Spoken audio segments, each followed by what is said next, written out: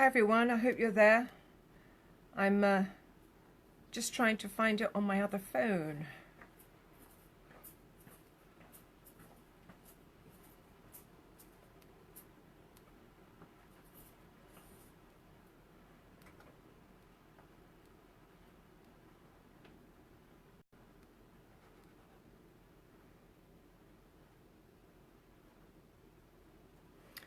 Okay, well, I'm going to assume I am live, and I hope you can see me.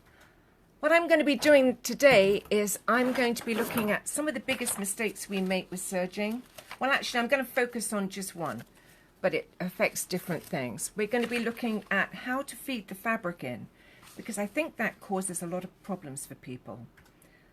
We have mismatched edges, we have tiny stitches at the start of, particularly with knits. And the piece of fabric folds over, and actually we don't have much control over it. And I think I can explain to you why that is.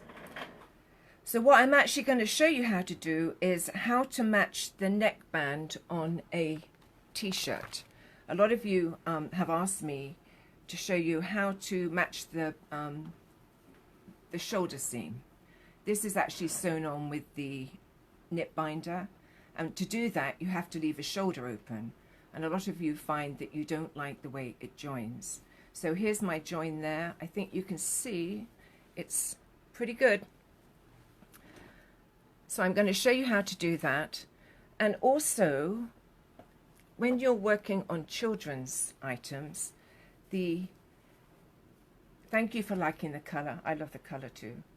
When you're working on children's items and you're having to do narrow leggings, it's impossible to do it in the round. So you actually have to hem the leg, and then of course you have to sew it up. And a lot of the problem is trying to match that seam so that it's perfect. So again, I think I've got a way to show you how to do that. Other things I'm going to show you are how to hide a thread chain. I'm doing that for all my favorite little sergers. I'm not sergers, quilters. How to make a perfect corner when you're working on cushions and things. And I'm just going to give you a quick demo on the ruffler foot, because the ruffler foot is a classic case when, as you feed the fabric, it runs away from you and it never actually connects to the ruffle. So I'm going to show you that. And very last of all, I'm going to show you how to work with really thick pieces of fabric. Actually, it's fabric and bosal, and get them under your foot and get them sewn, because I know a lot of you have trouble with that too. So just a very, not getting audio. Judy, I think it's there. Is anybody else, everybody else hear me? Can they just put up a smiley face if they can hear, so that we know whether it's me or somebody? Just let me know if you can hear me. Thank you. So what I'm going to do is just give you a very brief outline on who I am, in case you don't know me. I've spent 25 years teaching and designing projects for factories in China. And I used to go out there and train the staff up. Eventually, I got to the point where I really just couldn't keep getting on an airplane and going as far as China. So I decided, you know, I can give this up, and I can teach domestic sewers how to design and sew. And they even speak the same language, so it's got to be easier, I think. Anyway, I've been doing that for 3 years now, and it's been really good fun. I love every minute of it, with the exception of having to fly everywhere. But when I get to the classroom, it makes up for it.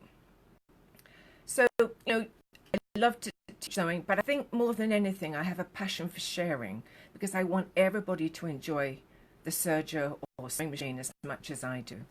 And I've certainly enjoyed it over the years and plan to carry on. But I think you have to commit to a bit of education. Before I go into the class, I do plan to do this next Monday. I don't know what the subject will be. That will be Monday, the 29th of July. And I also want to tell you I have a closed group on Facebook.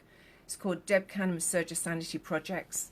And everything you can see behind me, just about everything, is done on the serger. And a lot of these things are patterns. And in that group, you can come up and show everybody else what you've made and also get help if you're struggling at any time. And I have a website, and you will find free videos on my website. My website is www.debcanhamstudio.com. So I think that's all the introductions. Let me get on with, one more thing before I go on to the machine. We are going to be dealing with feeding the fabric. And you know, it really depends on what you're making as to how precise you have to be with feeding. A lot of my things up here, I make them bigger, then I cut them down. Because if you have a problem, it's generally at the beginning or at the very end. So we can always chop that off. But there are times when you just don't have room for mismatches or problems at the beginning and end. So what I want to do is show you how to deal with that. But let me give you an example. I'm going to move the camera, so if you get seasick or unsteady, let me know. But this is my jacket. Whoops, sorry. I know it's gone crooked. I must have crooked floors. But this is my jacket, and I'm actually working on a video class for that. But there are prairie points on here. You can't be anything but precise when you're sewing prairie points.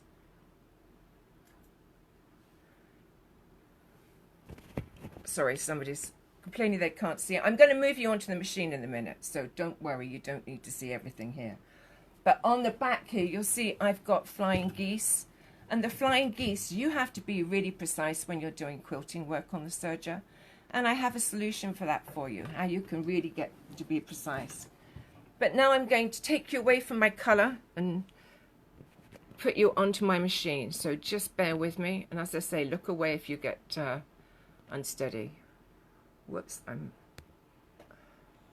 you now get to see the machine, hopefully. Yep, that's it. Right. Hopefully you can all see my serger. So what I'm going to do first is I'm just going to run through some of the controls on the serger. This is a Triumph. I am a baby lock educator. Please know that I love all sergers. As long as they serge, I love them. And a lot of the things are the same. And certainly what I'm showing you tonight is the same, whatever machine you have. So on this particular serger and many makes of serger, there is a control to the left of the machine, and on it you can increase the pressure on the foot. So you can make it tighter or looser. If you turn it towards you, you can make it looser. If you turn it away, you're going to tighten it. So basically, I very rarely change my foot pressure, but if you need to, you can certainly do that. For the moment, we're just going to be working with it in the regular place. So it's about in the middle. So what is great about the serger? Well, there's thousands of great things about it, but the very best thing in my book is the fact that it has a large set of feed dogs. So let me take the foot off and you can see them. And actually the feed dogs on this machine are twice as big as a sewing machine. So that's what makes it great for doing things like knits, but I'm not going to cover that today particularly. So the other thing, the foot on the serger is much, much bigger than the sewing machine, and that's to cover the feed dogs. But I just want to point out to you that when the foot has a curve at the front, so when I put my foot onto the machine, in actual fact, it doesn't meet the front of the feed dogs. So what I'm going to cover first is the no feed. So having established that the foot doesn't cover all of the feed dogs, let's just go to the no feed. When we first started serging, we didn't have a control that allowed us to not sew if our foot wasn't down. The biggest mistake in serging was always people sewing long seams and finding they hadn't put their foot down, and they therefore had to undo the whole seam. But these days, the majority of the machines do have a safety so that you actually can't serge unless your foot is down. But because of the old days, I think particularly, we were all in the habit of just sliding our fabric up to the foot. And I know I taught people not to lift their foot, because if they didn't lift their foot, then they couldn't make the mistake of sewing when the foot wasn't down. So That's what I call the no feed. Now, I'm not saying you can't feed a piece of denim in there and it won't feed all the way through. But remember that the foot is curved at the front. So when you feed it in the very front, the feed dogs actually aren't grasping the fabric. And that's a huge problem. So if you're doing something like a knit, you're going to end up with lots of tiny stitches. If you're doing something like a fine lawn or quilting, it could cause your bottom fabric to move ahead of the fabric that's on the top and not quite under the foot. Because, of course, it has to go under the foot to have any pressure. So my advice is don't use that method, okay? So the next thing I'm going to go on to is what I call the number one, the thumb lift method. And this was certainly one we use a lot. So what you're going to do is you're going to put your fabric under, you're going to use your thumb to lift the foot and slide the fabric under. Now the advantage of that is it does go under the foot and you get a decent grasp. But let's take it a bit further.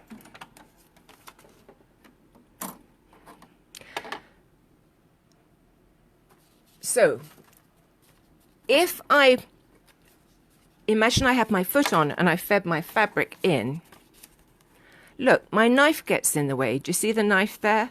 It gets in the way and I can't get very far. But look what happens if I lift my knife. I can get this fabric right up to the back of the knife. And the other point is my needle is at the highest position. So this is how you should always start. So let's put the foot back on. I am having to stretch around my camera, so if it looks awkward, it is. So, putting my foot down there, I've got a decent amount of fabric under the foot and against the feed dogs. First thing the knife's going to do is come down and cut. So it's not going to mess me up. It's going to come down and cut, and the amount of fabric under the foot and on the feed dogs is sufficient to pull it through. So that's what I call number one method. Sorry, number two method. So the next one I'm going to address, and this is the one that you're going to use for all things that have to have very matched edges, like quilting or neck bands on t-shirts when you're doing the shoulder seam. See how far back I can get the fabric to the knife? But understand that the needle is further back than that. So things can happen between when the fabric is cut to the back to the needle. But what if I do this? I cut off 1/4 of an inch of my seam and then I put it back. See how much further back I can get? I can get right back to the needle. That's what I call really secure. So let me take the foot off and really show you what I'm talking about. So here I am. I've cut my 1/4 of an inch off. That's my seam allowance. And what I'm going to do is I'm going to be able to, I can do two things. I can actually put the needle down and I can push that fabric right back to the needle against the knife. And guess what? When I put it there, it's not going to go anywhere. So if I'm doing something like making flying geese or any sort of quilting, a neckband, matching the bottom edge of bands on children's leggings, that's where I want to be. It's not going to go anywhere. It's jammed against the needle and the knife.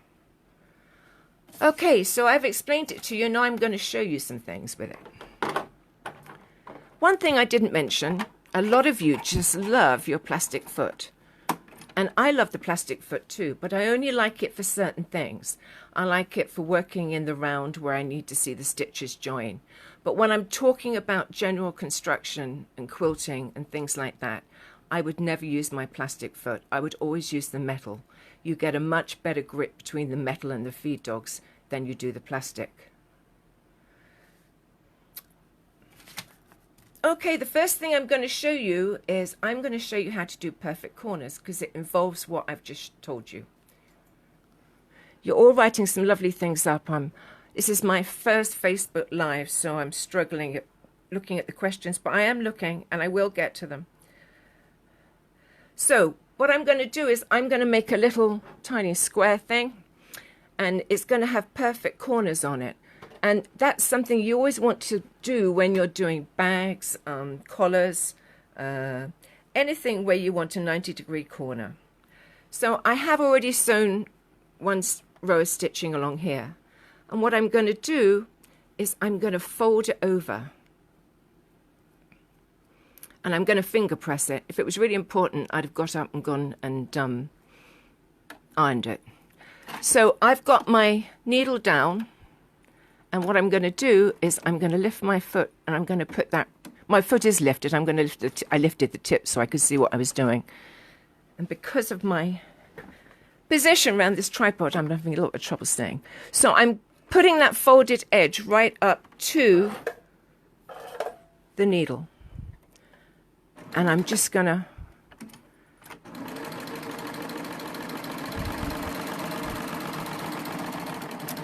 and by doing that, by having it right against the needle and right against the knife, it couldn't move. It had no option but to stay in place. And I'm going to do the same now.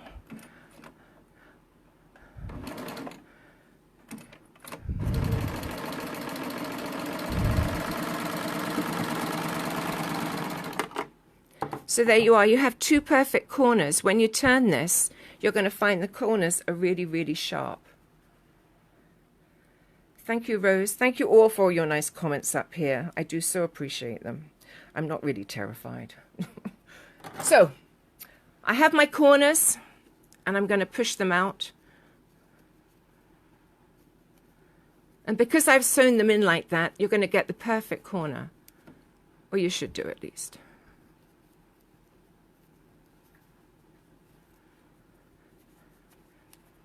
Okay, so you get a much nicer corner. So remember, you take the piece of fabric, you fold it along the straight stitching, and then you push it right up to the needle and you sew along the edge. And you'll know I actually had this raw edge against the knife. And I do a lot of my serging like that. Just because it has a knife doesn't mean it needs to cut all the time. Now I have something for my quilters. Whenever I teach a quilting class, I always chuckle because they always want, as soon as that piece of stitching comes off the machine, first thing they want to do is chop off my thread chains. And I say to them, I love thread chains. Thread chains are really useful. So this is a trick for my quilters. So I'm actually just going to sew a seam, and I'm going to chop a bit off the edge here. And what I'm going to do is I'm going to sew until just before the needle's in the fabric. Actually, there it goes. And what I'm going to do is I am going to lift my foot and I'm going to pull my thread chain off the stitch finger. I'm going to put it round to the right, and it's tight against the needle. And I want it to come out slightly to the right because otherwise I'm going to oops, I'm sorry. Sorry about that. I'm going to chop it off. So I pulled it round the needle, and here we go.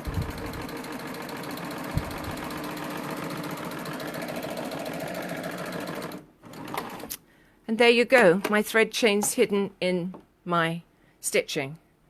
So I put it on there so you can see the better light of it. There's the other end of it, which I can chop that off, but not the other end.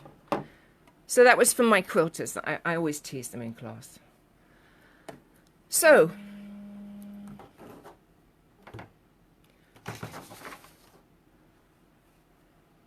the next thing I'm going to do is the neckband on the shoulder of a t-shirt. And I think this is what most people are asking for help with. Now, let me just show you again the t-shirt I did. This is the t-shirt I did, and here's my join. You can tighten that if it helps. Okay? And a lot of you say hammer it, glue it, pin it, use the sewing machine, whatever you need to do, but it doesn't have to be that difficult. Let me just show you another little sample t-shirt I've done. And actually, I want to show you why the so I'm just tightening my tripod so that I don't keep moving you. Sorry about that. So here I have another t-shirt. Whoops. This is another t-shirt I did. I'll just leave it. I can't do anything about it now. I apologize if it keeps moving. I needed to tighten my camera and I didn't. So here I have a thread chain, and this is why thread chains are so important, because actually if you look at this, you'll see it's just a fraction out. But when I thread my thread chain into this back section here, I can pull that edge so that it's then perfect. Okay, so thread chains matter. So I have one ready to go here. In fact, I have two in case I mess up the first one. So here we go. Okay. So what I'm going to do is I am going to take the pin out, because of course sergers and pins aren't the best. And I've matched my edge, and of course I want it to stay that way. Or what I didn't tell you is this. See, this is the shoulder seam. And what I did was I cut off 1/4 of an inch for the first 1.5 inches, okay? And that's because I'm going to put that edge against the needle and this edge against the knife.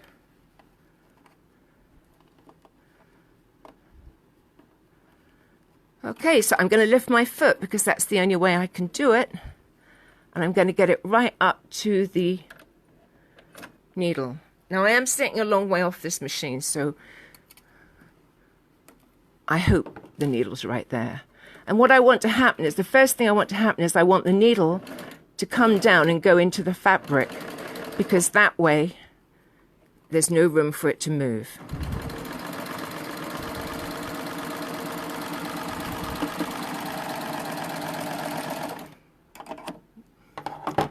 Okay, so here's my join. Here's hoping. There you go. Pretty perfect.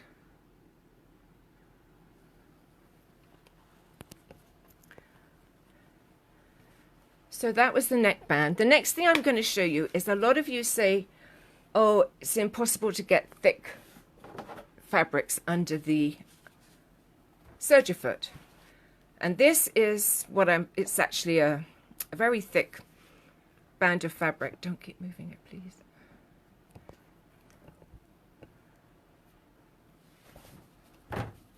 So what it is 2 layers of bosal, 2 layers of bosal here, 2 layers of bosal here, fabric at the top, fabric at the bottom, fabric at the top, fabric at the bottom.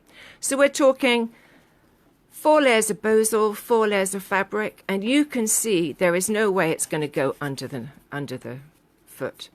So I am actually, for the first time, going to lower my foot pressure,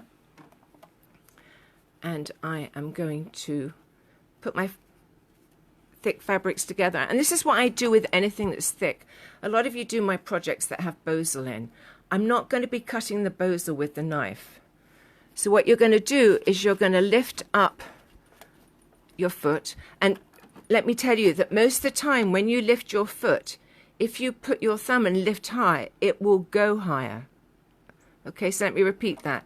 On the control, the foot control on the right, you lift it to raise the foot, but if you actually push it higher, it will go higher. So it's against the knife, and it's actually back near the needles, because that's where I like to have it. And see how it's having no trouble feeding? Now sometimes, just sometimes, not often, sometimes a needle might break if it's very thick, and you're probably thinking to yourself, oh, I need a bigger needle. If you have problems with thick fabric and the needle's breaking, use a Microtex needle. It's much, much sharper, and it will go through the fabric easily. Don't necessarily use a bigger one. So there you go. It's sewed all the way through that. Pretty good, huh? Now I actually, in normal circumstances, would use a flat lock stitch to do that, but we're not doing flat lock today. So let me have a quick look at questions. I'm sorry, I've been fighting with my camera moving. I'm learning lots of things for my first time. So the next thing I'm going to do, are you all still there? Send me up a happy face or something. So the next thing I'm going to do is I'm just going to quickly talk about the ruffler foot, because I know from teaching class that a lot of people have trouble with that feed, and I understand it because I have the problem too. So I'm going to be ruffling. I'm actually going to use a 3 thread. I would probably use a 4, but I'm not going to. Is there a special Microtex Serger needle? No, but understand I am using the 01 and 02 needle for the Serger. I can use any needle in that position. And in fact, for the knits, I should have used a ballpoint needle. I'm actually just using a Serger needle because I didn't have any ballpoint needles. I could go and get some ballpoint needles, but then I'd be tempted to do knits, and I promised myself I'm going to work on that jacket this week. So I thought if I don't have any needles, I can't be tempted. So what I'm going to do is I am going to put my differential feed all the way up to 2. I'm going to change my foot. So lift my foot and change it. This is the ruffler foot. And with the ruffler foot, I'm always going to have an overlap and chop something off. It's just the way I do it. But I'm going to feed my fabric underneath. This is the ruffling fabric. And I'm just going to pick it up and I'm going to move it right back to the needle. And I've actually got it against the knife. And if any of you have ever done my classes, you know that I have a particular way of using the ruffler foot. And I will cover that in another. Right, so I've got ruffles, so that's good. And now I want to attach my straight piece of fabric. And my straight piece of fabric, just sometimes when I do this, it kind of runs away from me. And as much as I stitch, it keeps moving away. So I'm going to feed my fabric that I'm not going to gather into the... I've got my needle in my frill area, so that's good. And what I've done is I've lifted my foot, and you probably can't see it, so I'm going to explain it. I've fed the flat fabric on the top, but I have fed it right up to the needle. The next thing the needle's going to do is it's going to go up and come down in my fabric. If I don't do that, I find it runs away. So I'm just going to do a quick strip. And you'll know I lift my fabric into the corners. It's just a whole lot easier, and I will do a longer session on gathering, both on chain and cover.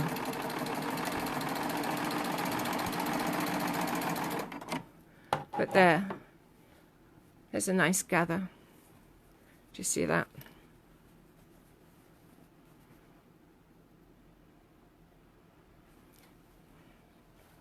So, has anybody got any questions? I'm very happy to share my expertise, Norma. Has anybody... Oh, somebody said move the camera. I can't see what you're doing. Shall I do it again?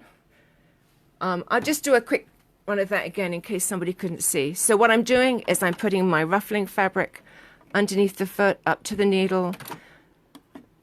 And I'm going to hold it up and into that corner on the bottom of the foot. I've got my fabric in there. And I'm now going to attach it to another piece of fabric. This is the top strip that doesn't get gathered. And this is the bit that you need to remember. It will run away from you if you don't put it right up to the needle. So I need to lift my foot and put that fabric right up to the needle. The next thing that's going to happen is the needle's going to come down and go into the fabric. And no, you can't see what I'm doing. I just realized. Let me see if I'm going to hold this right up. Oops, I pulled it out. I'm going to hold it right up so it's out the way, and maybe you can. But that's the trouble with this particular way of using it. It's not easy to demo from the front here. Okay, I'm going to hold that right up there. Now you can. Is that better? See how I'm keeping it into the corners? And the reason for that is that if you just use it regularly, it tends to run away from you. And I like to drop my lower fabric into the foot so that there's no pressure on it. I'm going to come off now because I've already done it once.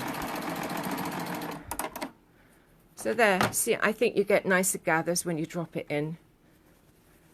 And it certainly doesn't pull away from you like it does if you just pull it up and let it lay flat. Yes, you will be able to watch this again. It is recorded. I promise next time to get my camera more secure. Has anybody got any questions?